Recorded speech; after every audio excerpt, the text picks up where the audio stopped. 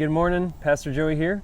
Excited to be with you once again and sharing as we continue through our journey here on talking about how to be a church that is not just surviving and trying to make it, to the next generation, but really trying to thrive. And so, as I've spent some time with the overseers this spring, and we've just been talking about their heart and vision for this church, one of the things that has come to the surface is we really want to be a church that's healthy and growing and thriving.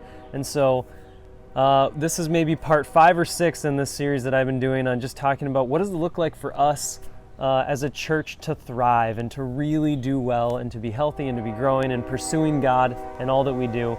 And so today, as we continue to talk about that, I want to talk about the gifts that God gives us, the gifts of the Spirit, the ways that He equips us to serve and minister to those in our lives, to love our neighbor, to pursue Him well. And so we're talking about spiritual gifts today and getting to look at one of my favorite passages from Romans 12, starting in verse 3. So if you join me today, we're going to spend our time in Romans 12, verse 3 to 8. So let's go ahead and take a look right now. It says, "For by the grace given to me, I say to everyone among you not to think of himself more highly than he ought to think, but to think with sober judgment, each according to the measure of faith that God has assigned. For as in one body we have many members, and the members do not all have the same function, so we, though many, are one body in Christ, and individually members one of another. Having gifts that differ according to the grace given to us, let us use them. If prophecy, in proportion to our faith; if service, in our serving; the one who teaches, in his teaching; the one who exhorts, in his exhortation; the one who contributes, in generosity; the one who leads, with zeal; the one who does acts of mercy, with cheerfulness." This is a great passage. I went through it really fast just then. Encourage you to take some time to read through it on your own, but I just want to share a few thoughts with you today on this topic. And the first one is, I think the thing that really hits us across the head when we read this passage, that just kind of jumps off the page, is the concept of, I just think it's always tempting to believe that we possess, whatever gift it is that we possess is very important and so valuable to the team. And each gift is valuable, but not more valuable than the others. We really are one body made up of several parts that work together to bring glory to God, to love our neighbor, to help each other to grow, to spur one another on towards loving good deeds, as Hebrews says. And so I just love this concept of a whole team working together. One of my favorite things is seeing a good team come together. It's just so fun to see people working together with their unique gifts and talents and doing it as one, pushing in one direction. And that's how God designed us. That's how He made us. That's His plan for the church. I think this is one of the reasons that I really love coaching, because I like to see all the different personalities and skills and talents come together to accomplish something really great. And so I love to see that in church as well. We just had our first drive-in church on Sunday, and it was really great to see our volunteers helping park cars and hand out bulletins and play guitar and sing and do technical stuff behind the scenes, and all of that coming together for us to have this fantastic experience of worshiping God. And there's so many other things that we do as a church. And so as we think about this concept of not just surviving and being a church characterized by survival and hanging on, but really a church that wants to thrive, what does that look like in regards to gifts? So I just want to do a little back and forth comparison. Churches that are characterized by just surviving and getting by tend to have this idea that we have to have blank ministry, whether it's because we've always had it or we're used to it, or even because it's been effective, but we have to have this blank ministry even when we don't have necessarily the people with the gifts needed to accomplish that ministry. But thriving churches are driven by mission and driven by the gifts provided by the church. I've been in several different churches and in campus ministry, and one of the things I've seen is we sort of get comfortable with the ministries that we're used to having around, but sometimes we don't have the right people in our church gifted, or we haven't equipped the people in our church to do that ministry well. And I think sometimes when we're asking the question of God, what do you have for us in this season for ministry? What is our ministry philosophy? I think sometimes He answers that question through the people that he provides, the people that he sends into our church.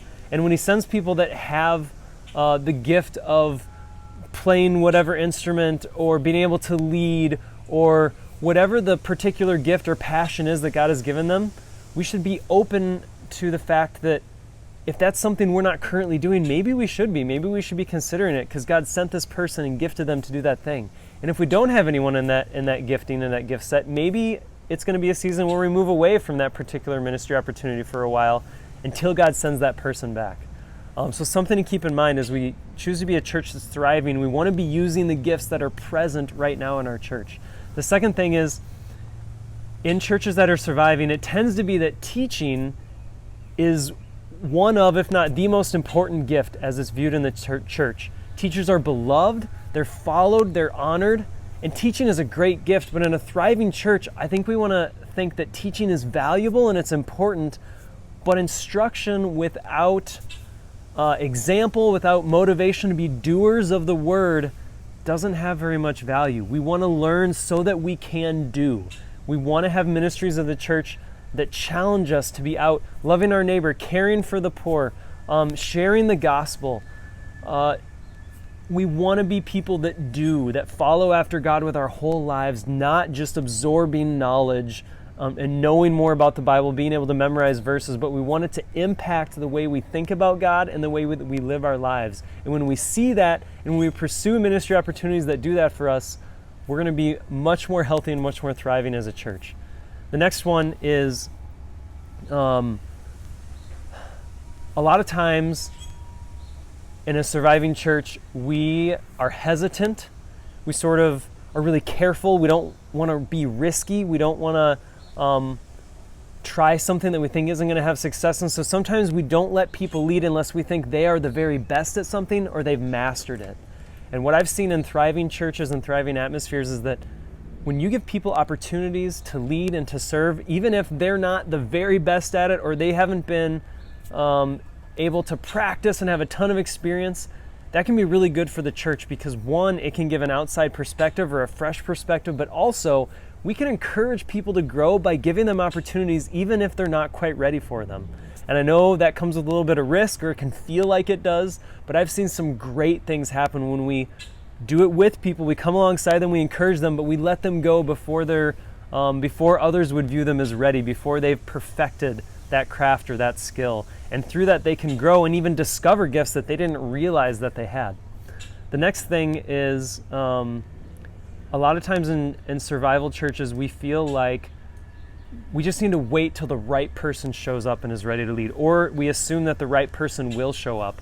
I know we've come across that a lot of times in the past couple of years at Crossroads when we think about who's going to be our next elder or overseer. And we've talked really intentionally about that lately, about how we want to, instead of waiting for the right person to just be there and to show up ready to serve in this really significant role, we want to be intentional about equipping people to be prepared for the needs that we have in the church. So that's something we've tried to be more intentional about in the last couple of years. And for all of the things we do in our church, we want to value leadership development and equipping people. We've talked about this a lot in our church. This is one of the values that we put forth in the last 3 or 4 years, that we want to be intentionally equipping the saints to do the ministry and the work of the church. And so a thriving church is really good at equipping and preparing people to do ministry. The final thing I wanted to observe here is I think sometimes we feel like spending time learning about our gifts is not an act of humility, that we should be spending more time focused on God and not take some time to focus on ourselves.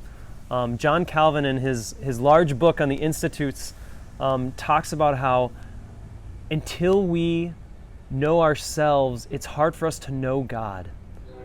Now, why would he say that? Well, first of all, I think that Romans 12 gives us a different definition of humility than the one that we're often used to. 12:3 says, "For by the grace given to me, I say to everyone among you, not to think of himself more highly than he ought to think, but to think with sober judgment, each according to the measure of faith God has assigned." So this isn't saying that we need to think less of ourselves or we need to not focus on ourselves in any way, but it just says to look upon ourselves with sober judgment, each according to the faith God has given. So look at ourselves accurately.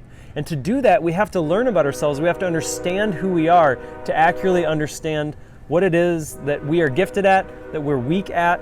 And so taking some time to focus on ourselves isn't an act of pride, but it's an act of understanding and exploring, and something that I think helps us to know God better. What we see in Psalm 139 is, it says in verse 13, "For you formed my inward parts. You knitted me together in my mother's womb. I praise you, for I'm fearfully and wonderfully made.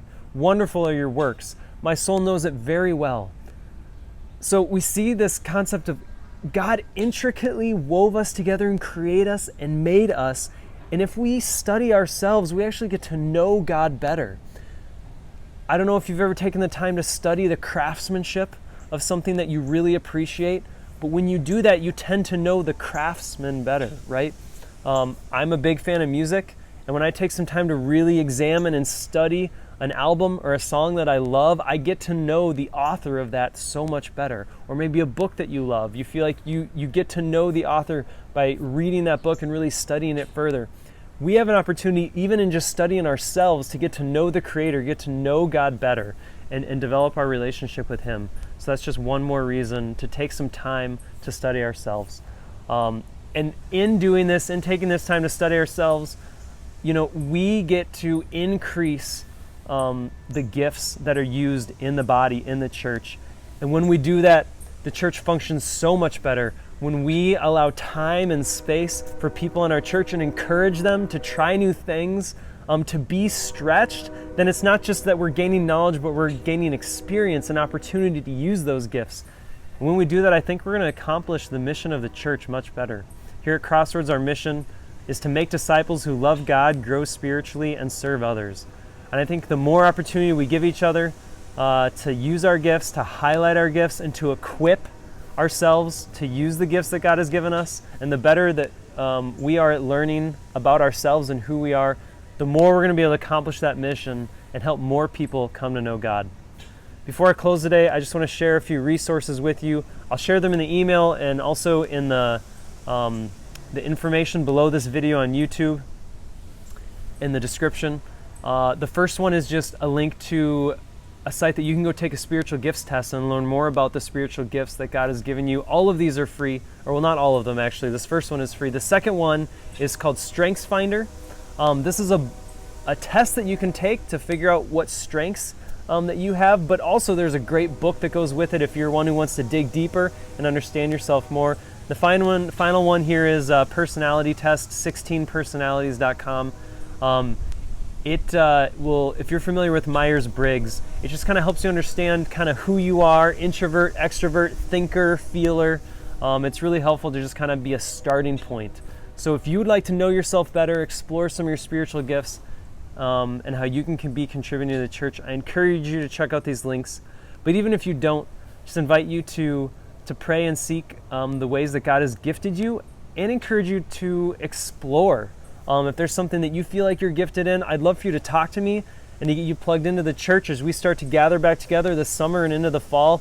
I would really love for you to be using the gifts God has given you to help advance the gospel and accomplish the mission of making disciples.